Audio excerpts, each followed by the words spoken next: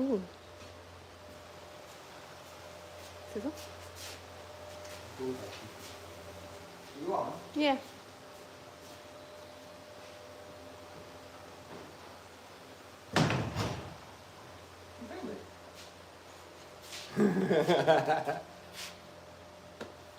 Good morning. Good morning. I didn't even realise the camera was on, sorry. I'm just wiping my arms. I am absolutely covered in dust. Mainly because I've been doing a bit more filler work on our Bedbug. I didn't really want to film it all though, because yeah, again, it is boring stuff. But if you have missed the last episode, Bedbug is coming along really nicely. Do you want to kind of do a walk around? Yeah. Maybe?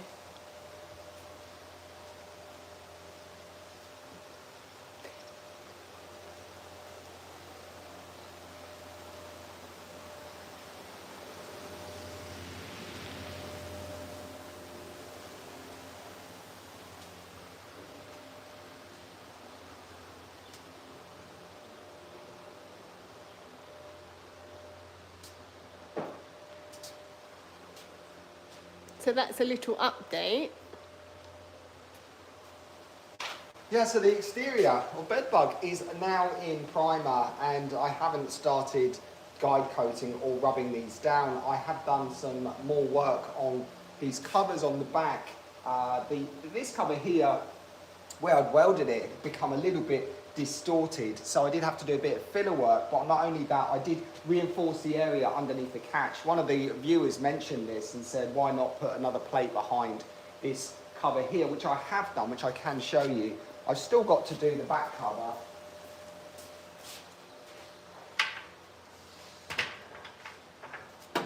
But just under here, I have added another little plate just where the latch sits here, just to make that area there a bit stronger, just where the handle is on the other side. So I thought I'd get on with that. I've still got to do the other cover, and I'll do that in the next video. The next video we'll put one of those plates on there. We'll prep these covers. We do have to refit the covers though, just so I can make sure that the lines are pretty good, and then it's all got to come off, get prepped, and then get primed, so then I can prime these two covers.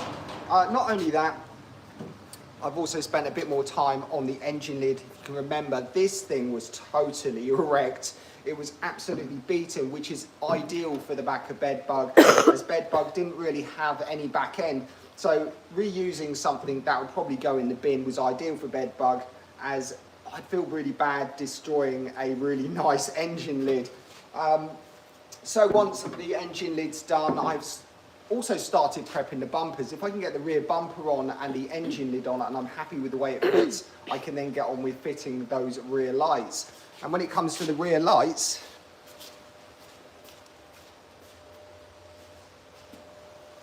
I'm not entirely sure right now where these are going to fit, but we do have some really nice round rear lights. These are off an early bus, and these will look absolutely fantastic in the back of Bedbug. Oh, wow. I'm not entirely sure where they're going to go yet, so I do want to fit that bumper first and just kind of make it how I want it to. If these were fitted to, say, a split screen camper van, you'll remember that these are quite high up and they will look quite odd, I think. So I think dropping them maybe would look pretty good. Not too sure. What do you guys think? To do this, they do have a strange cutout hole in the back, but I will just be using a round hole cutter, which I have ordered. So I've got this one here. This is a 60mm, and I think the housing on the back here is about a 62. So there may be a little bit of fettling involved, but hey, we're going to have a hole there. We're going to have a light fitted, so really happy with that. When did that come? This. Did you order it, or? This actually arrived yesterday with some Starbucks matcha lattes late last night. I was actually waiting for my hole cutter, but I did receive some matcha lattes and a hole cutter as well, so pretty chuffed. Cut off. I don't know what happened there, but the matcha lattes are mine. They're my treat. They're my once a day treat. Once a day treat, yeah. Yeah, I think I have them so much that, well, once a day is not too bad, but our daughter thinks that Santa's going to bring me matcha lattes for Christmas. And maybe he will. I tend to drink way too much coffee. In fact, this Bedbug build, if I could calculate how many cups of coffee I've had just to build this car, it is insane. I've drank so much coffee. But that's my kind of thing. I need to keep going, and well, I treat myself to a cup of coffee occasionally. I know it's not the best thing. Well, but then I treat you? yeah, you treat me to cups of coffee as well. So lots of cups of coffee, lots of cups of tea. A few to get where we are. ciders. Oh yeah, Mitsu's cider. That was good in the summer, wasn't it?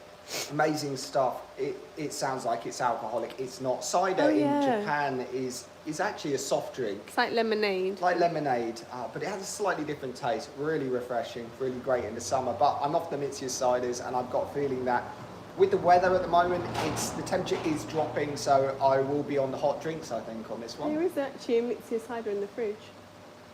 Oh, there is I may have to just have a little bit more Mitsu cider before I, just finally say goodbye to the summer. There are a few warm days still to come, so maybe it's okay.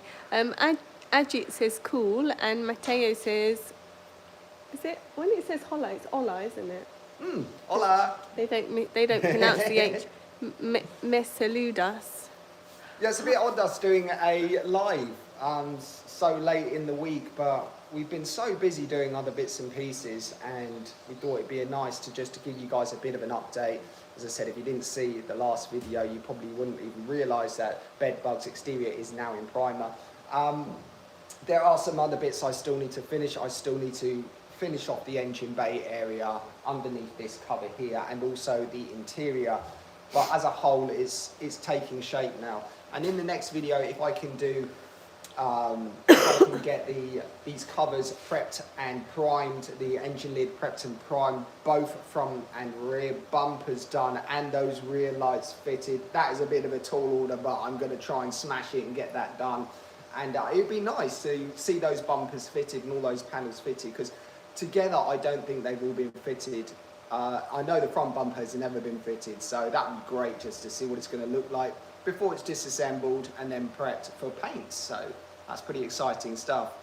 Wednesday Sushi Day says we skipped autumn, gone straight to winter. Yeah, I agree with that. Yeah, isn't that funny? We have had some crazy cold snap. I don't know where that's come from. But it's weird because in the month of October, it seems like we were using air conditioning and heating in the same month. Which yeah, it's very it's a little bit strange, odd. Yeah.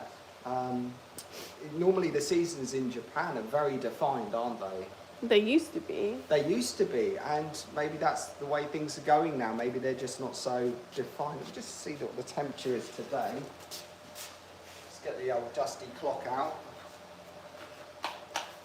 Very dusty clock. Oh, it is cold today. What In is the it? 14.6 degrees currently in the workshop. 68.7 on the humidity. So it's actually quite high in the humidity, yet it's quite cold. We are just on the edge of our comfort zone according to this, and yeah, I mean, it doesn't feel that comfortable to me. But I think once you get working and you get a bit warm, things will be a bit better. And later on in the day, it should clear up and we'll get a bit better. Yeah. A bit better weather. I think it's going to be about 19 degrees today. Oh, that's not too bad. Yes, according to the Google knowledge. We had a little bit of so yesterday someone came to the door and he asked to speak to my husband, but he looked so serious, and I don't even think he said hello. So I was thinking, oh God, he's really angry. Yeah. And so I called you. I said there's a man here, but I don't know what he wants. And anyway, when you came down, it was like his character completely changed, and he said something about something, and I thought because he looked so serious and he wanted to speak to you, that he was upset about maybe a smell or a noise or something that was coming from the workshop. And then he started talking about pumpkins, and obviously I don't really know about cars, and I thought that maybe he thought we were growing pumpkins, and because of Halloween and all that kind of thing, I was just getting in, because we've got the language barrier as well, I was getting into such a muddle. But then you were like, oh, pumpkin. Yeah, I didn't know it was a car. Well, what he was talking about, you know those really cool old American trucks? It's a Ford. It's got the nickname of a pumpkin. It's got a very rounded body. And the story goes that this guy lives up the road from us, and it's almost like he's been watching the build of Bedbug through maybe a slightly open window or a door, and what he could see was the back end of a pickup truck, and he thought it was a Ford pumpkin. And well, we said, come in, have a look around, and he was absolutely blown away with the Bedbug. Although it wasn't a Ford pumpkin, we did talk about cars, and it seems that this guy is a total petrol head. He's really into his American cars and American motorcycles. So it was quite interesting. And what he was saying was that there's a local garage that does, you know, small welding repairs and fabrication and painting, but the guy's very old now and he's thinking of retiring, or he is going to be retiring. He's in his 70s. Yeah, he's going to be retiring soon, and the guy was, he just didn't know if he got another project, who would fix it. You know, there's no one local anymore once that guy's gone. So he was over the moon to know that there's some crazy guy down the road that's willing to work on very crusty vehicles. And so that's exciting times. You know, you never know, this guy might pull up with a project one day and we can do some work on it, and that'd be really fun. Yeah, so he said he had 3 cars, but he's running out of space, so he had to sell one. But he seems like he's a builder, and he has an aim of having a little quirky truck to go around in, it seems like, doesn't it? Yeah, but the way he's explaining it, he wanted a pickup body of a Ford pumpkin, but then he wanted to have it as a manual transmission and also an extremely big motor. So I'm guessing this guy, depending on funds, I mean, you'd buy a crate motor and with a matched transmission. Also, he wanted not a column shift, but a floor shift as well. So it would be a crazy, crazy car, possibly borderline on hot rod, which would be epic. And talking about hot rods, this weekend, there is a show coming up which we are going to try to go to, depending on the weather. And it's a American car show. Oh, it's sunny. It's sunny, yeah. Is it on a Sunday? Yes. It's Sunday. It's an American car show, and we went there last year, and I did a little video of this car show.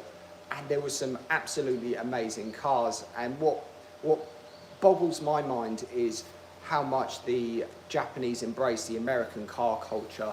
It's insane. They absolutely love it.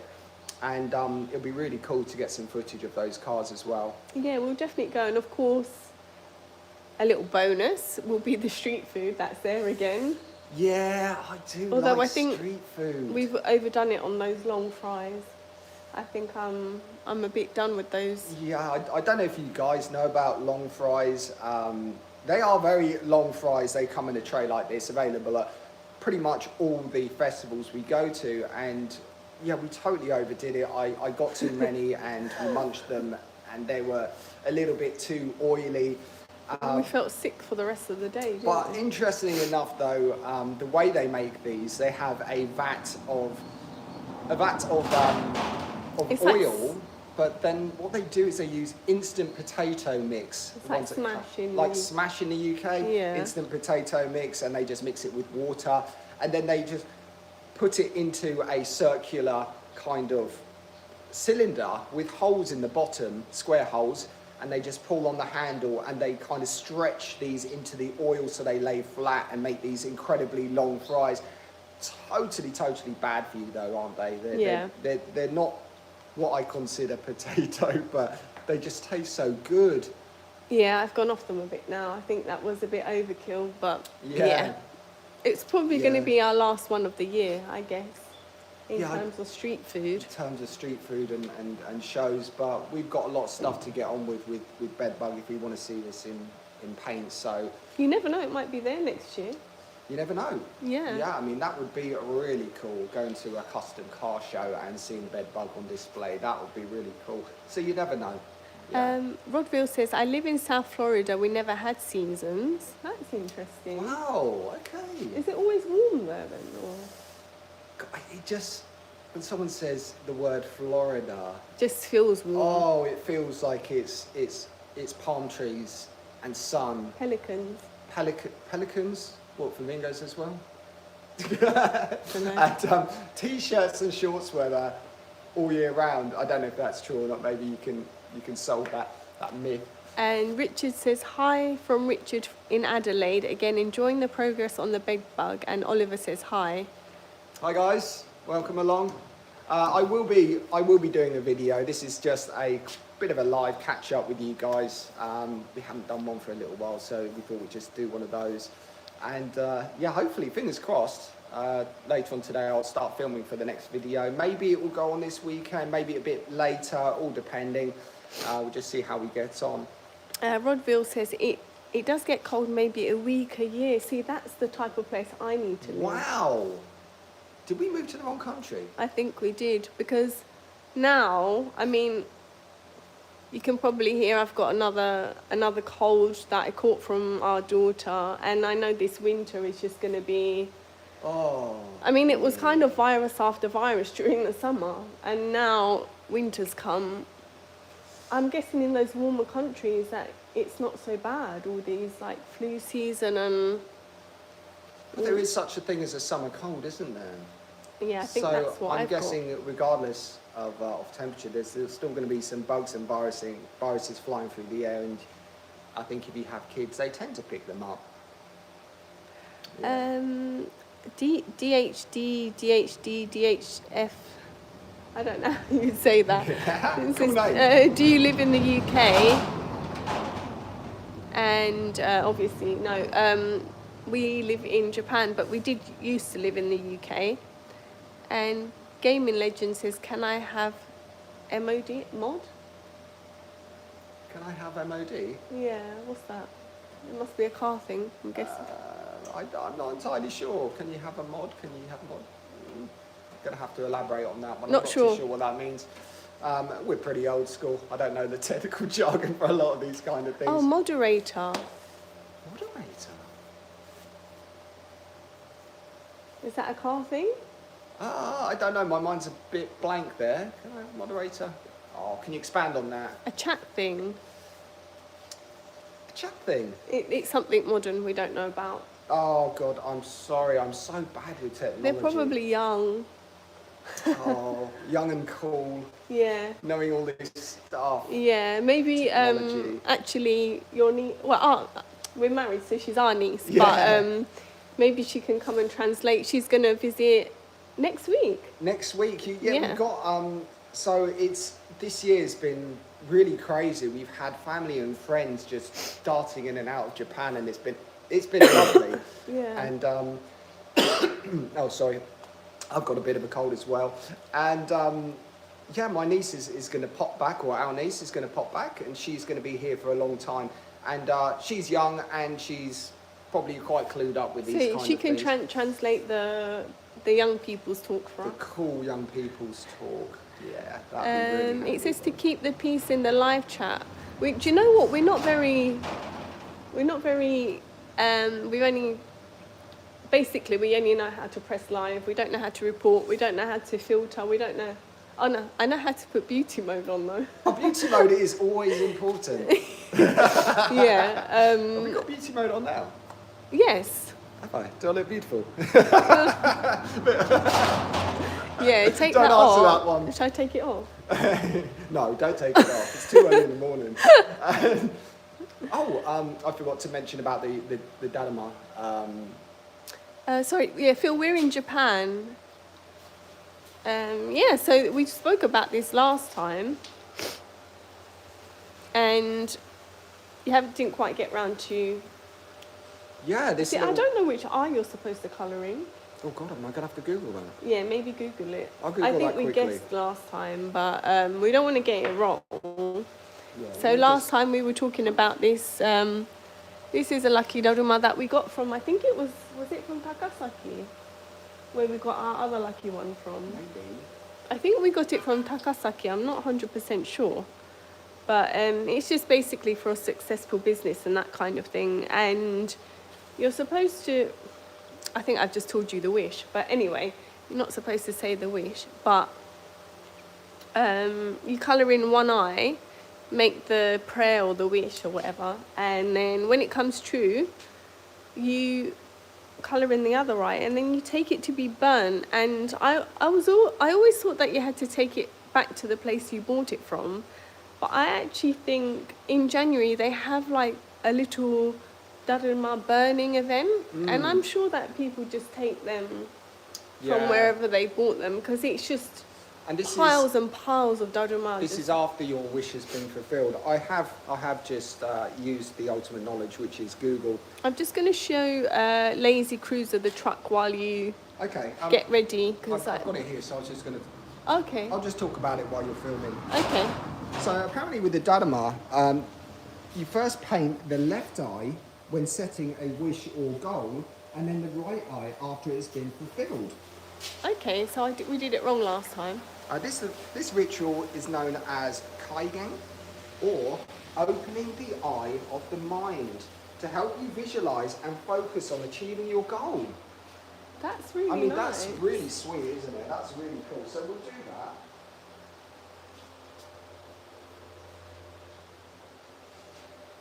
This is the latest where you've got up to, isn't it? Try not to get dust all over my trousers. There we go.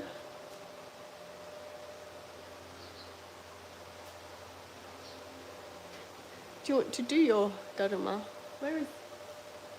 So it's the left eye. We'll have to remember that for next time. Yeah, first you paint the left eye. So this particular one, there's lots of different colours, different fortunes and stuff like this. I think this is more kind of a wealth and business one. So I need you guys to think really, really lucky thoughts. And yeah, when we paint this eye in, I'll just put a little dot of paint on it. Oh, That's hang on, it. we did do the right one. Did the right one by doing the left one. Yeah. It actually says on the bottom. Oh yeah, it's from Takasaki. Oh, great. So once I've done this, it is then activated and it will help us achieve our goals, which will be hopefully a prosperous business kind of thing. I think you're supposed to keep it a secret. It's not a secret when it's a gold one, they know what it's for. But these guys are helping us. Okay. They're helping us. Kind of, they need to, what was the word? Yeah, if they could visualize it and focus on the goal. That's called manifesting now. Oh, is it called manifesting now? I think okay, so. if you could manifest while I do It's this. a modern thing. I'm just going to put a little dot there of an eyeball. Boom. That is now complete. We are now activated. This is going to give us all the good luck we need. And then once we've achieved our goals, we can then do the right eye. And then after that, well, I guess he gets burnt, but it's a cool thing to have, isn't it? And I'll just put him back on the shelf where he was gathering dust, and yeah, it feels kind of good. Yeah, I feel positive already. Lazy Cruiser says, is it a conversion from a VW, or is it a real pickup as standard? Yeah, well, that's a good question. It's not a converted pickup truck. It's not one of those kits that you would have seen back in the day. What it is the front end of a oval Beetle, 1956. So the front end is a Beetle, and then this section here from the back panel here, actually this whole section up to about this edge here is from a International Travel, which is a 1950s American truck. The sections of the roof, I believe, are just kind of folded down to meet, and then somebody has added just a rear panel here. The back window was absolutely huge with a bit of perspex, so what we've done is we put a Volkswagen rear window out of a tailgate from a bus, just to make it look a bit better. We've added some semaphore indicators as well. So these rear arches are actually from the original truck, which is the American truck, which is the International, and the back end, well, it was just made of bits and bobs, so that's been refabricated so we can keep that Volkswagen. So it is half and half. It's a all-steel, non-kit pickup truck. But what's interesting enough that the company International, I believe, It's something to do with Volkswagen now. They've brought out a range of electric pickups and pickup trucks. I don't really know all the info, but it seems like the company International has been resurrected, and it's got something to do with Volkswagen. But here's the crazy thing, that Volkswagen have come up with this idea with merging these two companies to make a pickup truck when one already exists. And that's what makes it really cool. So this is actually something that's been produced before Volkswagen even thought about it. But the neighbour that came over yesterday, he was really, what was he saying? You can do it. Sige! Sige! It's like amazing, but it's a very masculine way of, it's actually, the word is sugoi, but I think men say sige, don't they, usually. He got a bit overexcited, and and it's great. I'm really, doing cars like this, it is, if you really think about it, it's a massive job. It's back-breaking, it's time-consuming, and in some cases, it's really difficult to kind of push yourself to build at this size. And for somebody to kind of come along and have that same passion, it kind of makes you think that this will be worth it in the end. And I really like that. And it's the same with the comments that appear on the YouTube. As I put these videos up, the comments actually make me want to push myself to do more work. They're very supportive. Yeah, that's it. Very supportive. Yeah. Also, the ideas that exchanging. Yeah, the customer has his own ideas on how this was going to work, but you guys have actually put a lot of input into this build, and so it's kind of my ideas, your ideas, and the customer's ideas, and this is actually what's happened. It's a combination of everything. Some of the ideas that you and the customer have had are the ideas that I never had, and it's like putting all our brains together and producing something that's totally one-off. There's someone called Ratos here I think he's from Brazil, so I think he is probably writing in Portuguese, so I don't know what it means. Oh, we can't translate it on the fly. I don't know how to. I'm scared of pushing any buttons while this is on. Nada says, lovely car, it looks original. I'm manifesting sleep right now. You both seem lovely and I wish you all the best. Thank you, Nada. Thank you. And Lazy Cruiser says, cool, what running gear is in it and what colour are you painting it? Okay, so the running gear is, at the moment, it's stock Volkswagen stuff.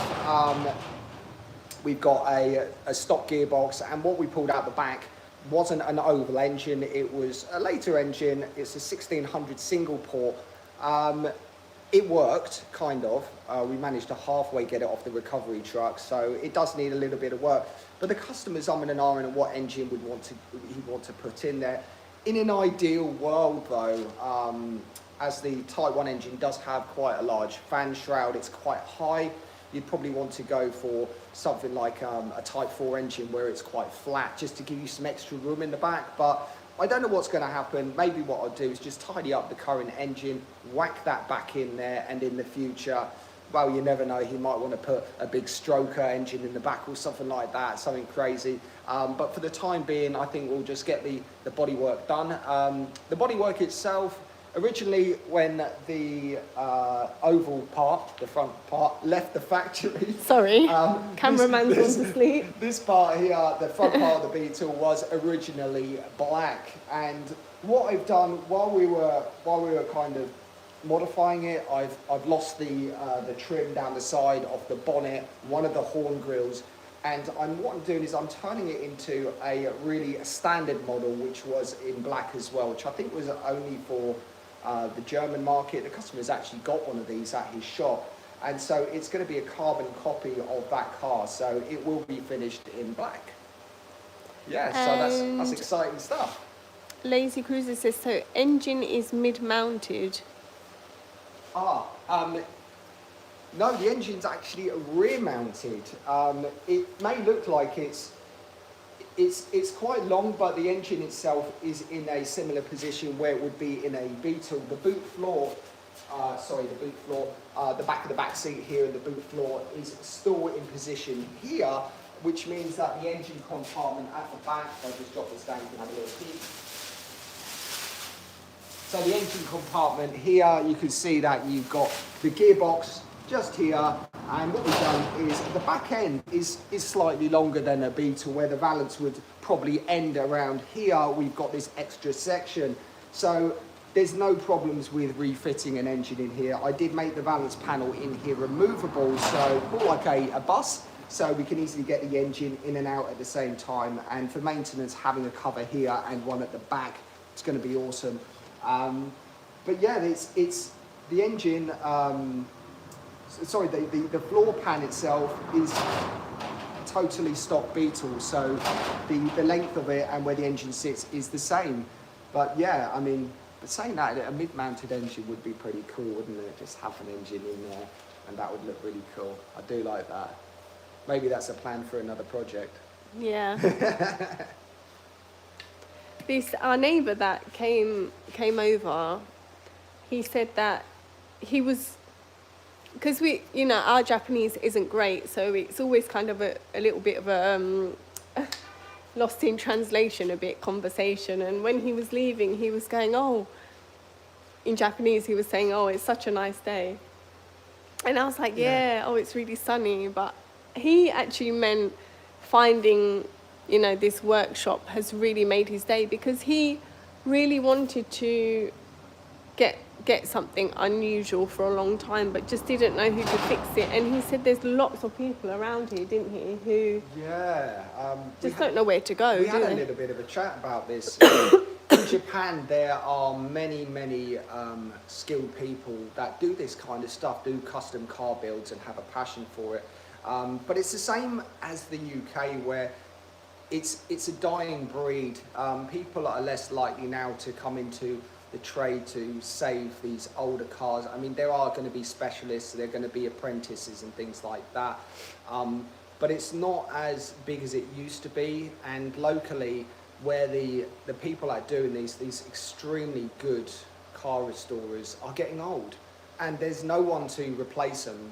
So locally, I've got a feeling that this is, in the town that we live, this may end up to be like the last. So I just noticed that you got dust on your face, but because we got beauty mode on. That's all right then. It's taking it off. Oh, that's good. Yeah, I think that this could be a bit of a winner for us if we get recognised in doing this kind of stuff. I don't know which way this company is going to go yet. Personally, I don't really want to go down the kind of servicing only route. I don't find that very exciting. I've always had this passion for almost resurrecting cars that wouldn't have survived otherwise, and that's what I've been doing for many years in the UK. So doing it in Japan for ourselves is going to be it's going to be a challenge, isn't it? But, and we're learning so much as we go along, aren't we? Yeah, and the great thing is, this little workshop, we don't do any advertising, we don't have any signs up or anything like that. In fact, I'm probably not even prepared to be there yet until I'm fully equipped. It's still getting noticed. It was lucky that, I think this neighbour kept saying he was driving past, and sometimes I think when it was really dusty or really hot, you had just the door cracked open, and he was having a little look, and he kept thinking, I'm sure that's a pumpkin. And there's me thinking it's a pumpkin. And pumpkin. Lazy Cruiser says, I really like it. Think it would look nice in a candy red. Oh, do you know what? Yeah, I am a big fan. It was kind of a dark, I know the paint was all falling off, but it was kind of a dark red when it came. Yeah, it's like a red oxide primer. You know that colour of that Mazda you like? You know, that kind of red is. Is that what candy red is? It's pretty damn similar, yeah. Oh yeah, then I agree with that. That would. I did my own personal Beetle, slightly darker of that. It was a house of colour shimmering paint, and it looked like a wine red, but when the sun hit it, it had a little flick of pink in there. It was quite. You remember the Beetle that we unfortunately had to sell before we came to Japan. But yeah, there's something about red and classic Volkswagens, or even classic cars, especially if you go for a candy, you can see when it goes around these sweeping corners, just slightly changing, the paint changes slightly, and it just looks fab, especially in the sun. So yeah, I think yet again, that's that's going to be used in a future project. I do. You like? I love that You red. like your reds. I It like would my actually just reds. make me buy a car, that Mazda red. Yeah, Mazda do a really nice red. It's kind of like a candy. I think it's more of a pearl, but it's just really nice. It's a really deep red, and it's got Yeah. something going on in the paint that makes it just really stand out. I've never liked a red car, but that one I really like. That's right. I mean, it's like a lot of colours. There's always that certain paint code that everyone likes that just works for them, and luckily in the world that cars are available in all sorts of different colours. But not only that, there are people that can paint them, so you can have whatever colour you want. Robert says konnichiwa from San Jose, Calif. Love your videos. That's Oh, great! Really nice. Thank you very much. Yeah, that's brilliant. And Lazy Cruiser says very expensive in the UK now to rebuild any old car. I've done a MK2 Escort about 20 years ago. Oh, I tell you what, Mark 1 and Mark 2 Escorts are just, I mean, they are iconic cars, and I've always wanted to own something like that, but they have, the prices of them are unbelievable, and I've heard that there's a lot of companies now that are doing repro panels for these cars, so you can save them. But yeah, even back in the day, it would have cost an absolute fortune. But now the price of labour in the UK, the price of materials, everything has come flying up. And also the price of the car. You try and find yourself a good Mark 1, Mark 2 Escort, like a two-door shell. And yeah, that's an expensive hobby now. I mean, many years ago, I was into my P100 pickup trucks, so Ford Sierra-based ones, and I did own one, which I still kind of have. I'd like to bring it over to Japan, but that had a clone V6 with a turbo and all the rest of it. And there's something really cool about old school Fords that I do love. I do have a passion for them, but I mean, they're becoming to a point now that if you don't have deep pockets, you can't even own one. Because once you've restored it, you've then got to maintain it. And that can be another fortune as well. And Rodville says, I love that Mazda red also, yeah. You know what we're talking I've not about. seen that red in any other car. Yeah, I can't think of one. I mean, there's quite a few reds that back in the day I did like. I think Peugeot did it's like a Diablo red, which was like a wine coloured with a little bit of metallic, and that just looked really nice. This just on a random car though. It's not anything sporty. I think it's like Peugeot 306 or something like that. But the colour was nice. But yeah, this Mazda colour, we'll have to look into it. I think it might be a pearl. Maybe we'll have to just stop somebody in their supermarket car park and check out their paint code. Excuse me, can I check out your paint code? God, don't.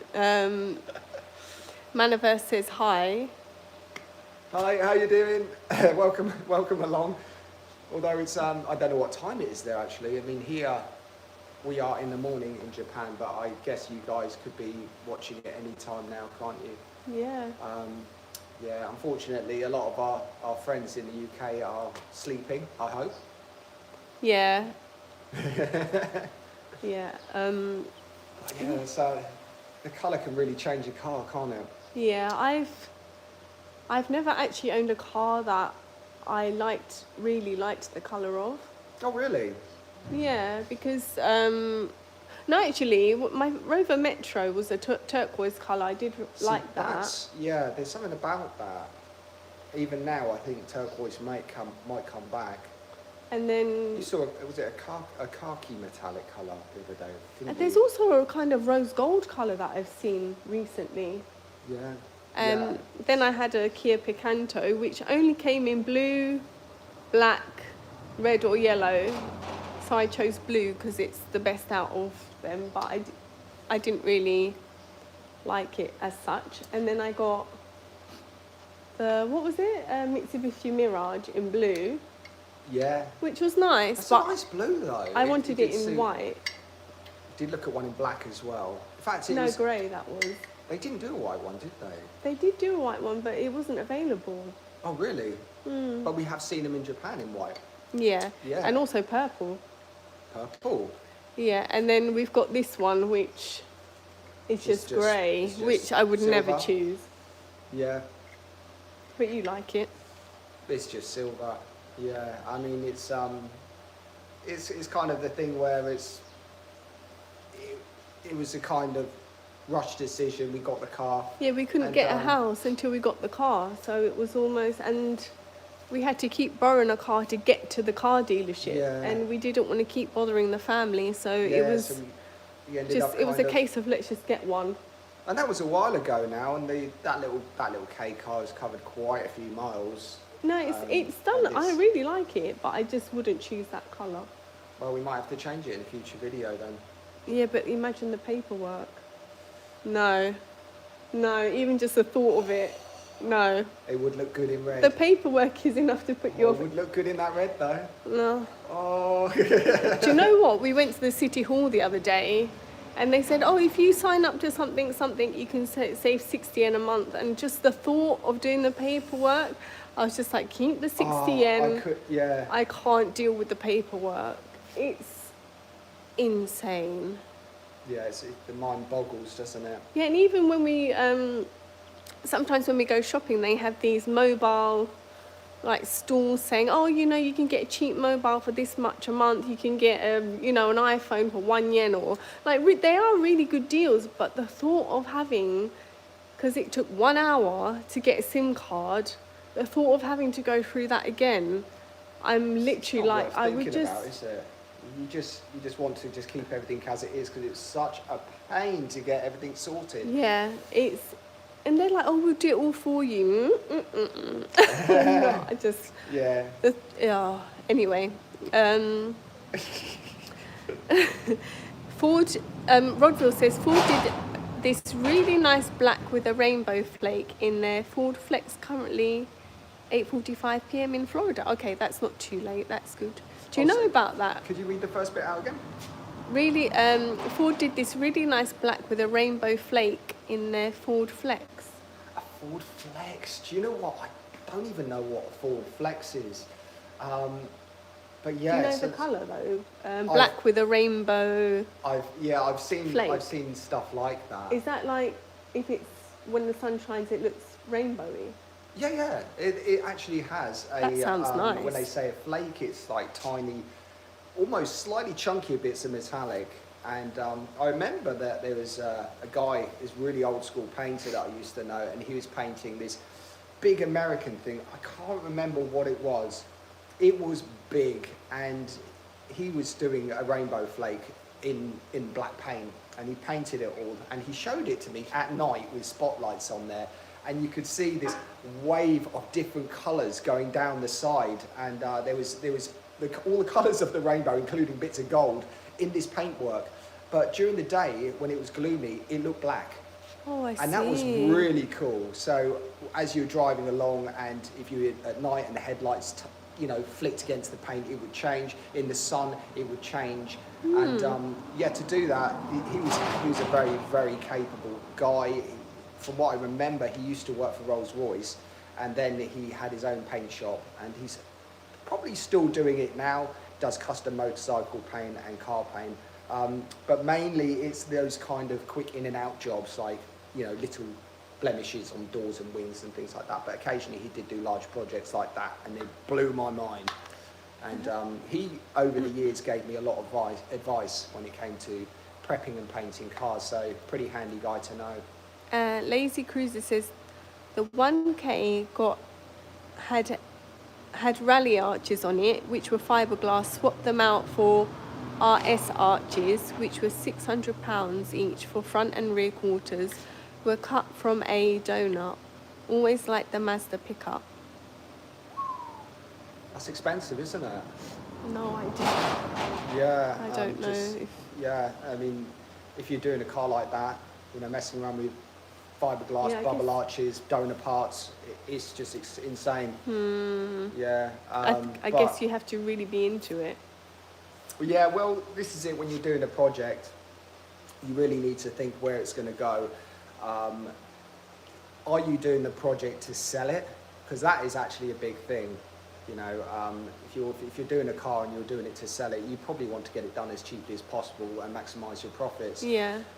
If you're doing something, if you're doing a car to keep it, and it's more of or even if it's a sentimental thing, like a family member owned a car and you wanted to keep it alive forever, you'd probably want to go down the route of trying to get it done properly, which does mean it's more expensive, but then you're not worried about the resale value at the end of it. And it's always been this kind of thing. And with something like Bedbug, it's bang in the middle. All I've been doing is cutting out the rotten, unusable parts of the car that need to be replaced, and areas that are a bit scuzzy and don't really need to be replaced, that can be refreshed, treated and things like that have been. So something like Bedbug, for example, it's bang in the middle. It could be, if I was to cut every single bit of rot out of this and replace it, you're going to be looking at a complete new car, and the amount of time and labour cost would be incredible. It'd probably not be worth doing. And also, what is the price of something like this once it's done? Because at the end of the day, it's only worth what somebody is willing to pay. And if the vehicle is one of one, and only one of it, this, as far as I know, this is the only Beetle pickup that's got the back end of an International grafted onto the back. So that's interesting. It'd be interesting to see what the valuation of this vehicle would be once it's done. And maybe that's something I can do a video on. Yeah. Because at the end of the day, I'm doing the work on this and I'll be paid, then I'll be out of the equation. Mr. Moore himself, he'll probably want to keep this for a promotional vehicle, but if he was ever to sell it, what kind of money would it be worth? That's interesting, because he could end up losing his shirt on his car, or he could be an extremely wealthy guy. Yeah. Gar says, Konnichiwa, which car would be the top of your list to restore? It's a really difficult question. I've got my own personal favourite cars. If it was top of my list to restore and then maybe kind of keep for myself personally, I do like a Datsun 240Z. I like the GT86 Toyota Corolla, initial D spec kind of cars. I had a massive passion for Mark 1 and Mark 2 Golfs for absolutely ages, and I did enjoy putting 1.8 turbo engines into Mark 2 Golfs, but I never owned a Mark 1 Golf with a 1.8T engine, so something like that would be really cool just to keep. There's so many, but I think what would happen is it's that car that you see and you feel sorry for it, and that's the kind of, you have this passion to make something out of something that will never be saved. And I think that would be my ideal car, because you have that kind of focus and drive to get it done. A little bit like the Mirror Project, where we pretty much bought it because nobody else wanted it. It was... this one? Yeah. No, it was in a scrapyard, wasn't it? It was in a scrapyard. Yeah. It was crushed underneath, and it was crushed on the roof. It was a non-runner. It didn't have anything going for it. And cars like that make me want to fix it. You've got feelings for this car, haven't you? I've got feelings for all the cars that I work on. You have to have some kind of passion or feeling for what you're doing. If you're trying to do a job like this, if you didn't feel that, if you didn't have this kind of passion inside of you, you'll never get it done. You're going to hit a wall and you'll be like, I can't be bothered. And that's what happens, because if you can't see the light at the end of the tunnel. But if you have a little bit of kind of excitement when you're restoring cars. What if you hate it and want it out of the door? Does that work as well? Yeah, there's a lot of cars that people hate and they're working on them, and they're just to kick them out the door. Sometimes they actually look like that. They look like they've been rushed, and they look like they've just been horsed together. And you'll see a lot of cars like that where it's kind of just in and out jobs. But you'll notice the difference between somebody that's kind of got the passion and drive to build one and build it properly. So I think that's what the answer is. I haven't found the perfect car to restore yet. It will just turn up. Rodville says Ford Flex is a mid-size SUV but kind of squared off. We'll have to Google it later. Yeah, that's interesting. And Lazy Cruiser says front arches were $600 each. I hated the fiberglass arches. I had floor pans and inner and outer sills to replace, which was fun. I managed to put a 2L? Yeah, 2 litre. Yep. Pinto in it. Wanted the Lotus twin cam. Nice. Yeah, 2 litre Pinto. I mean, they are back in the day, they were absolutely bulletproof. I remember years and years ago, when I was, I don't know, I must have been 17, and I went on one of those rally experiences, and I did get to drive a 2 litre Pinto Escort. Was a Mark II, and I drove it absolutely flat out. It was foot to the floor, and it was... Did it sound like the little K trucks going up the hill? Oh, it was going up the mountain. Screaming, and it took a while to get used to using a hydraulic handbrake. It was on a muddy rally course, and you're pelting it through this course, and the fact that it was a hydraulic handbrake connected to the foot brake, you couldn't use both at the same time, so it was kind of just yanking the handbrake up, getting a bit of lock in there, touching the foot brake, and it was an amazing car. And to think that I managed to thrash one of those iconic cars almost, to death. And that's how it was driven all its life, I'm guessing. But yeah, that was a 2 litre Pinto, extremely strong engine. Interesting enough though, back in the day, people used to put the YB Cosworth engines in there, the Sierra engines. They have become so expensive now. It's absolutely ridiculous that those engines was worth so much money. I mean, you could take the engine now out of one of those Sierras, and the engine will probably be worth as much as the car. They're just ridiculous. And Lazy Cruiser says the finish tells you a lot about the person doing it. And he says it was 1,300 body. 1,300 body? Is that the price, or?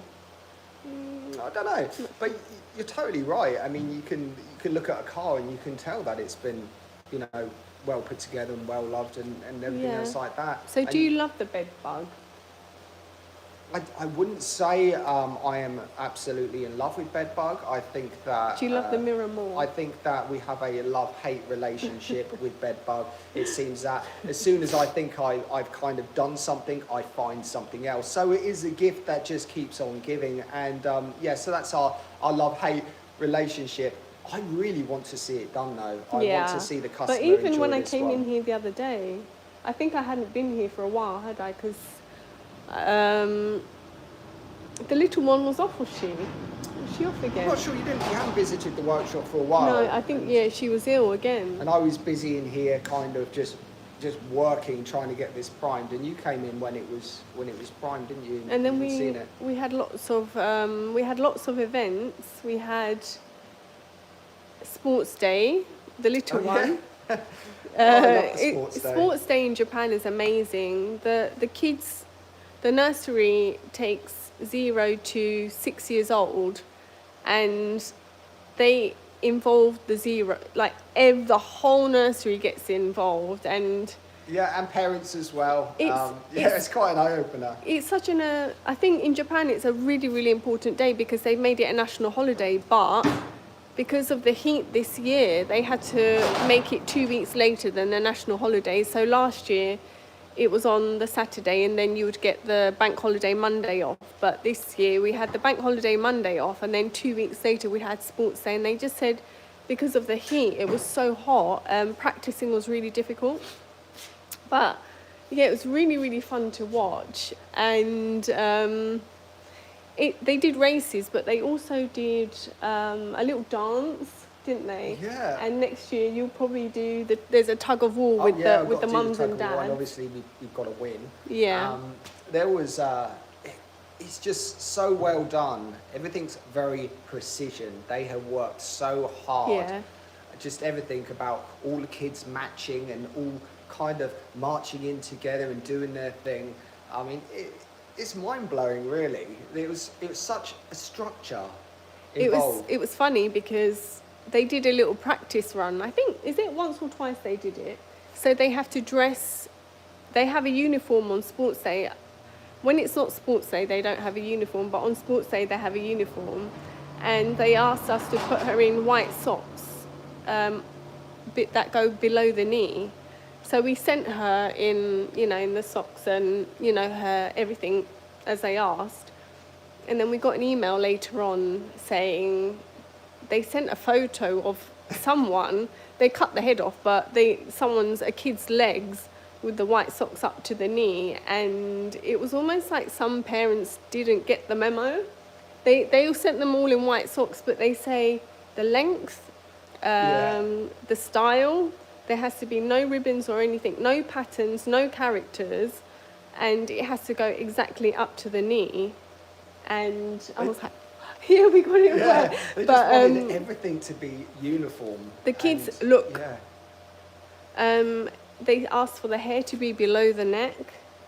What else did they ask for? Well, it's a photography thing that got me. There's an aluminium standing platform. It's like a tiered platform, triangular on the side, and a tiered platform. And there was 2 pages that I had to read through about how to stand on this platform and when you're allowed to take photos, and basically the health and safety of taking a photo while standing on this tiered platform. And it's quite interesting. They thought about everything, but sometimes I feel that it's a little bit too much.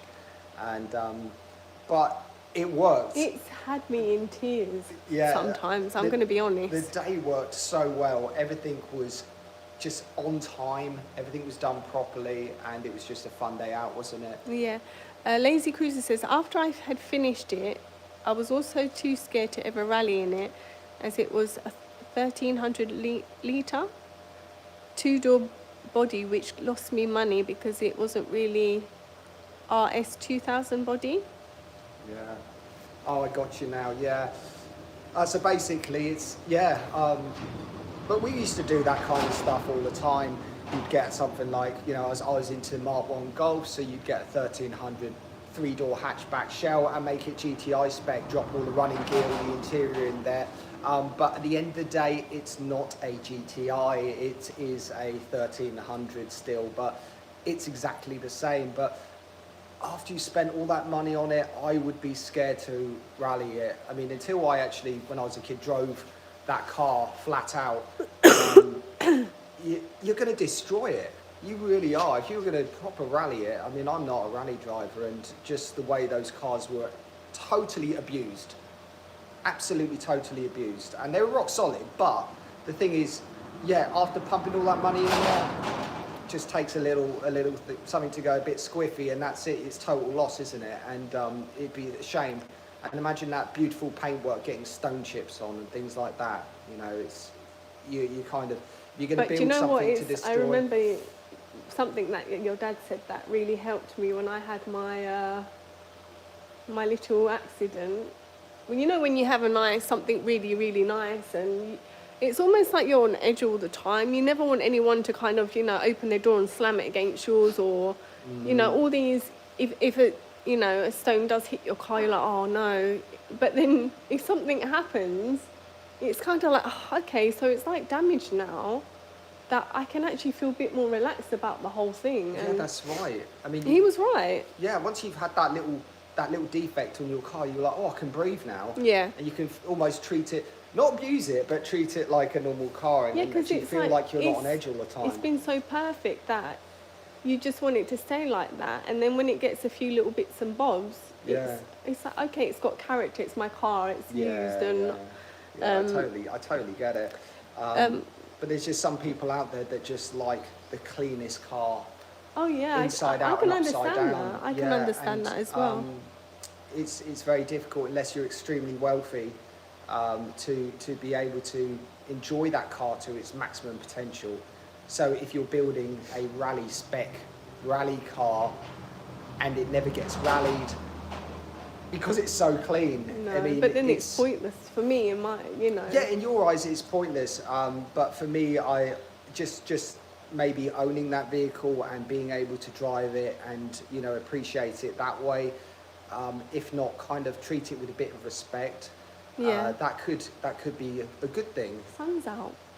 Because when you have a car that's ridiculously expensive and incredibly mint condition, the chances are you're not going to be thrashing it down the road and abusing it, and so that car will last longer. So Yeah. it swings and roundabouts, isn't it? I like having, you know, like when you had that little thing on my car, or our car, the Suzuki, when you went over that. Oh yeah, You know, I scratched the sill because I didn't see that there was a raised curb. Yeah, but curb it wasn't there. like, it didn't feel like the end of the world, because it is a kind of oldish car.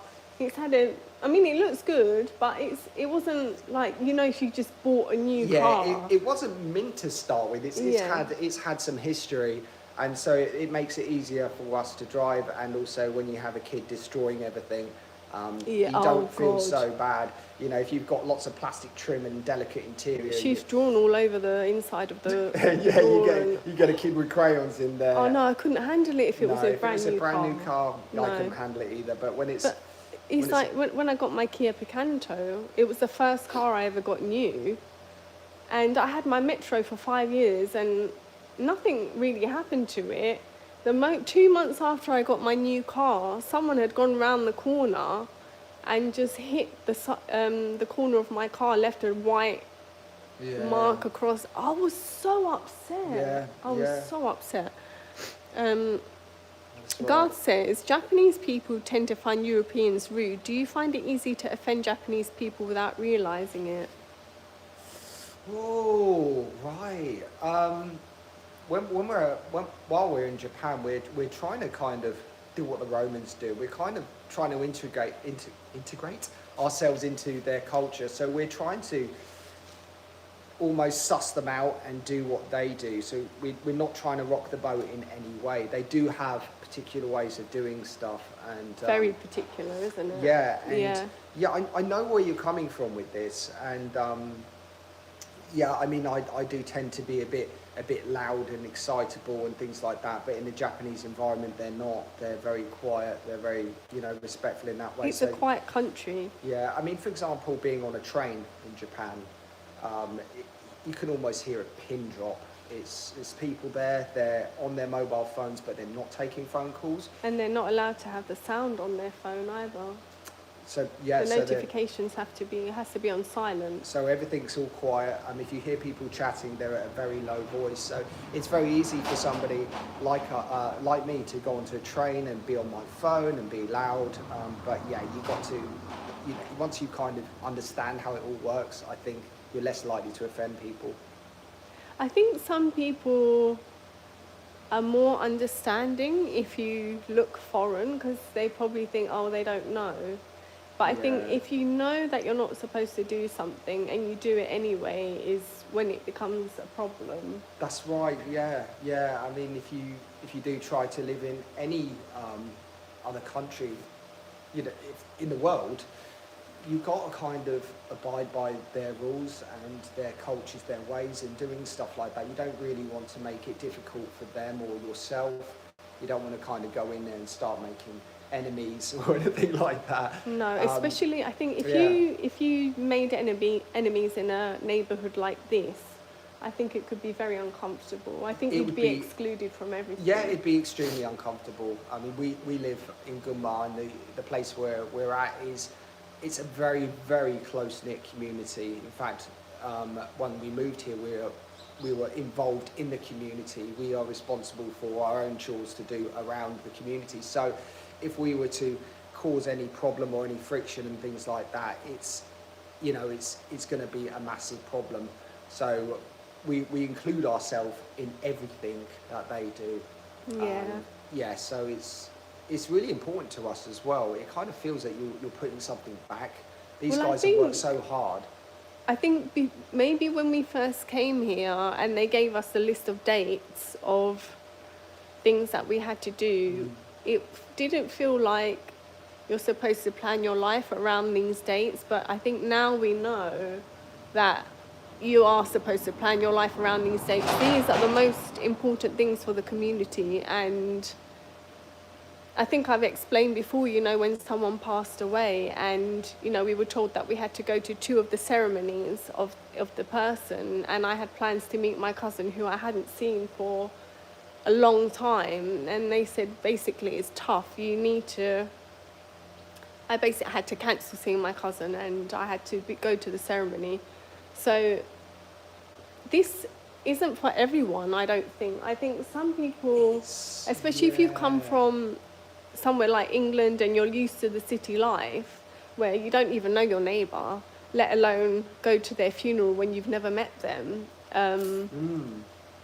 It's a really, really, really hard thing to get used to. And I mean, I hope we don't get used to it, because we don't obviously want to go to any more funerals. But it did take quite a lot of adjusting, especially I think for it me. still will. I think for me, even in years to come, it will still take adjusting for me to kind of get used to this life. But it's so interesting as well. Yeah. You know, it feels good to be part of a community and help other people. I don't know what it is. Maybe it's me just getting older or something like that. But also, there's a lot of give and take when it comes to these kind of things. I'm sure that if I was to help somebody out, they'll help me out. Yeah. That kind of thing. And really kind of I think for me, different. the difficulty I have, I think it was your Japanese teacher that said, and probably a few people that say, when you move to a new country, it takes 2 years to kind of settle in and get used to the life and Yeah. things like that. And sometimes now, when I still make mistakes when we've been here, what is it, it was 2 years in September. And, you know, like I made a few mistakes with the nursery a couple of weeks ago, and I just sometimes get really frustrated with myself, because it's like we've hit the 2 year mark, and why am I still Because not doing it things takes more than right? 2 years. And I'm Yeah. sure there's people that have moved to countries that feel a little bit alien to them, that have been there for quite a long time, still kind of have that, you know, that thing where they almost kind of relapse to what they were doing previously. And, But this is why, I know it sounds horrible, I sound horrible. oh God, But when, here it comes. when other mums, or, you know, when we got that email about the socks, and it's just like, thank God, you know, people, I'm not the only one that's getting things wrong, you know. Yeah. Even Japanese people are getting things wrong, and it just makes me feel like we're all human, you know. Sometimes it's almost robotic, and everything is so precise and perfect. That's right. They love instructions. They love, you know, some kind of order, and there's certain ways of doing things, and there's a lot of unwritten rules. If somebody gives you a time, well, that's not actually the time. It's 10 minutes prior to that. You have to arrive 10 minutes early, even if that involves you sitting in your car. If you arrive actually on time, the chances are you're going to be late. Yeah, So but it's considered late. Yeah, it's considered late, and there's lots of little bits like that which just take some time. But if you guys really want something and you want to move to another country, you're going to do everything you can to get there. But not only that, you're going to abide by their rules, because you don't want to, if you want to live there a long time, you've got to. Well, the hardest thing is not knowing the rule, and then, you know, I think I've explained before when I was young, and, you know, when me and my sister went to the sweet shop, and we just bought some sweets, and we were walking home and eating them, and my gran absolutely freaked out, and she was like, you've got no manners, you've got no discipline, you've been brought up badly, and all this. And it was just like, whoa, we didn't know that we weren't supposed to eat in the street. You know, my mum never said. And obviously, when we go to the sweet shop in England, you come straight out and you eat your chocolate. Yeah, that's you know, like you're walking down the road, stuffing your face with stuff. That's, yeah, it's not really done. It's done. There are some exceptions. There are places in big cities which will probably allow that. And also there's street food at festivals which is acceptable. But you're still expected to stop and kind of move to the walking side. And eating, walking and drinking is another, you know, it's a rule in itself that you wouldn't even think about. Well, in the Starbucks in Kawagoe, I don't know if you noticed this, it was written in English, please do not walk and eat. Really? Yeah. Oh, that's interesting. So they've actually put signs up to tell people not to In walk. English, though. In English. Yeah, that would probably be for people like me who walk and eat. Yeah. Yeah, I mean, it's difficult, isn't it? You know, things like that, which you wouldn't even think that was a rule.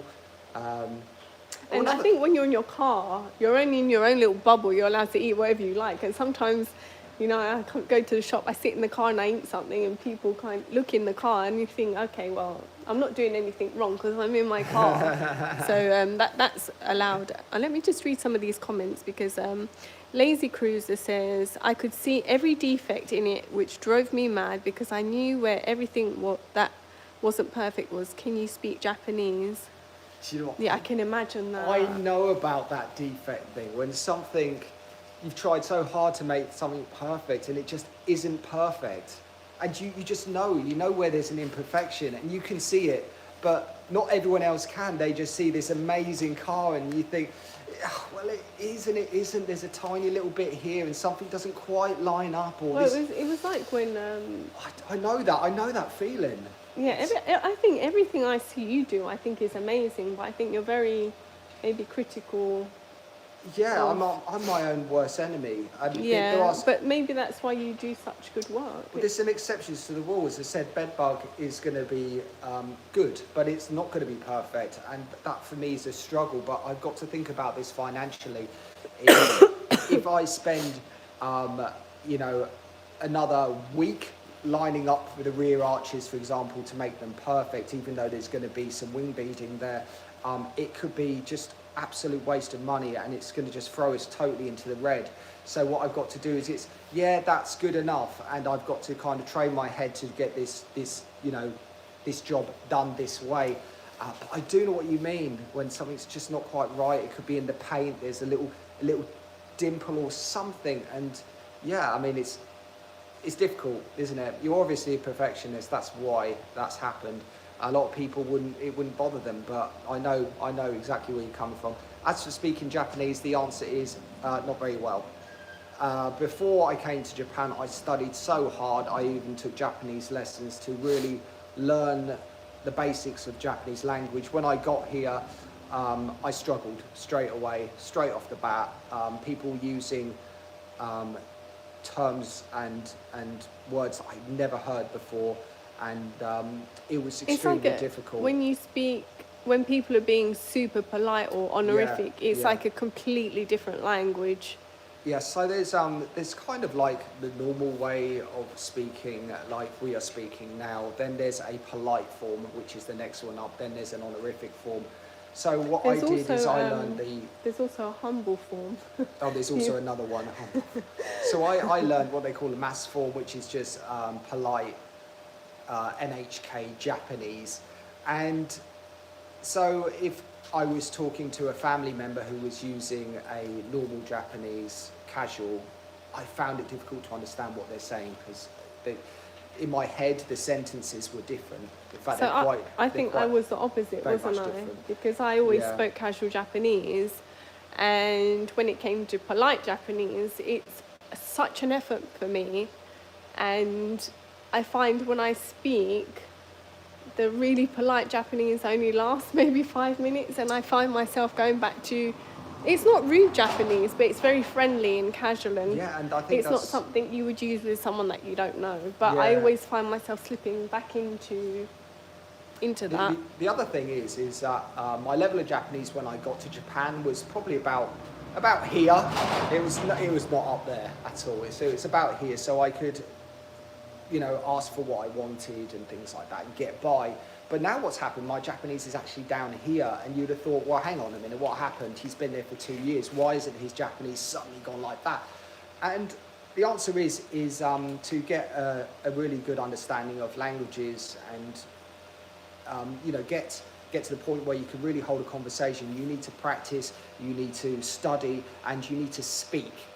And every day, pretty much, I'm in the workshop, I'm tinkering here. You should talk to Bedbug in Japanese. I should talk to Bedbug in Japanese. Whilst I'm not talking to Bedbug in Japanese, I'm in this workshop, I have no communication with anybody that's Japanese. And unfortunately, my Japanese has actually plummeted to the point where I'm struggling. So I do hope in the future to get more practice, and I feel that then it will go up. But until then, I think that I've just got to maybe do a little bit of Duolingo. I used to speak to our little one in Japanese, and I stopped once she started nursery, because obviously she spends the whole day speaking Japanese, so we changed to English once she started nursery. And I think you used to pick up Japanese, where I used to speak to her in Japanese all the time, didn't I? That's right, yeah. And that's also gone as well. Yeah, so having even being in Japan and actually not being surrounded with the Japanese language. In fact, I think I had more Japanese input while I was in the UK. I'm just going to quickly go through these comments because it's almost just time. So Gar says, my first rally car was a 875 Hillman LMP. To improve braking, I fitted Triumph Herald disc calipers and struts to the front, removed rear seats, homemade roll cage fitted, twin SU from Singer Chamios. So a Hillman in with, what was that, Herald parts on?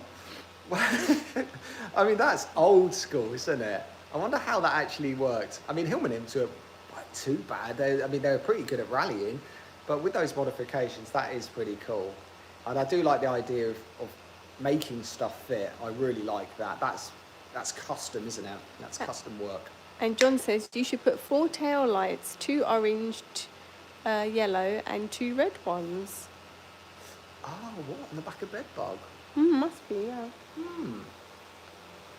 Yeah, I mean, we've already got tail lights for this one, but yet again, these ideas, they are getting stored somewhere in here, and hopefully in the future I can kind of go, I know what will work on that. But it doesn't have to be for this project. I'm hoping that we can together complete plenty more in the future, but yeah, that'd be pretty trick. Lazy Cruiser says, no one is perfect. You can only do your best. Best of luck to both of you. Maybe see another night as it is now 1:15. Oh, he's in Scotland. Oh no, I'm really sorry to keep you awake.